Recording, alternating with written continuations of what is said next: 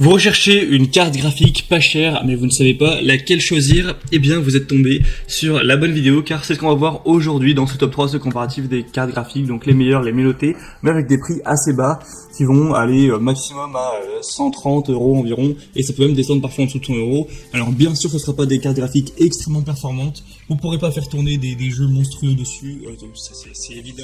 Vous ne pourrez pas faire tourner vos jeux en 4K, bien sûr, mais si vous n'avez pas forcément ces envies-là, ces besoins-là, ça sert à rien d'aller prendre une carte graphique à 500 €, à 1000 € et plus, ça peut tout à fait vous convenir. Donc justement, ça peut être le meilleur choix pour vous, en plus que, je ne sais pas si vous avez suivi, mais avec les pénuries de cartes graphiques à cause, entre autres, de la pandémie, mais aussi de la forte demande en minage de crypto-monnaies, etc., les cartes graphiques vraiment haut de gamme soit sont en rupture de stock, soit ont du coup explosé en termes de prix à cause de l'offre et de la demande. On trouve des cartes qui ont doublé de prix, etc. Enfin bref, donc c'est pour ça que ça peut être moins intéressant actuellement d'aller vers des cartes graphiques haut de gamme pour l'instant, et ça peut être bien d'aller se poser tranquillou avec une carte moyen de gamme, voire du coup plus accessible, pas chère, comme celle qu'on va voir aujourd'hui. Et on va donc commencer tout de suite, et sachez que s'il y a une de ces cartes graphiques qui vous intéresse, eh bien je vous mettrai tous les liens donc vers chacune en dessous dans la description de la vidéo. On va commencer tout de suite avec donc la première qui sera la Asus carte graphique Nvidia PH GT1 03002G 1506 MHz avec 2 Go. Donc bien sûr 1500 MHz et 2 Go c'est pas des données énormes, mais ça peut suffire pour la plupart forcément des actions, tant que vous voulez pas faire tourner du 4K et jouer à des jeux extrêmement gourmands. On a énormément de personnes qui disent que finalement ils sont agréablement surpris des performances. On a 4,4 étoiles sur 5 sur plus de 800 évaluations, donc ce qui est vraiment assez bon. Vous pourrez accéder à une expérience de niveau supérieur avec ce système d'exploitation, multiplier vos possibilités. On aura donc 2 fois plus de bandes passantes par ligne sur les ports PCIe génération 2, donc pour une communication accélérée entre le GPU et le CPU. Et celle-ci a plutôt des bons stats comparés aux autres qui vont avoir des prix similaires. Et elle est forcément très bien notée, assez populaire, donc c'est pour ça que ça peut vraiment valoir le coup.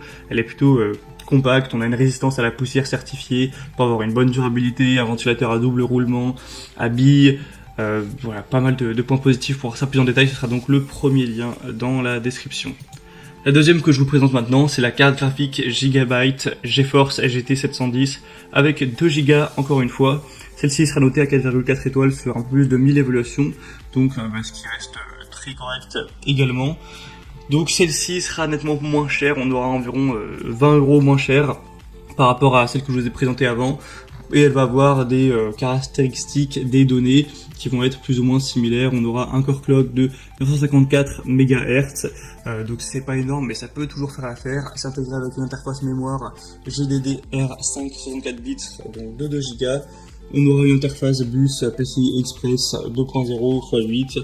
Au niveau des évaluations, c'est très très bon. Beaucoup de gens sont aussi agréablement surpris de celle-ci.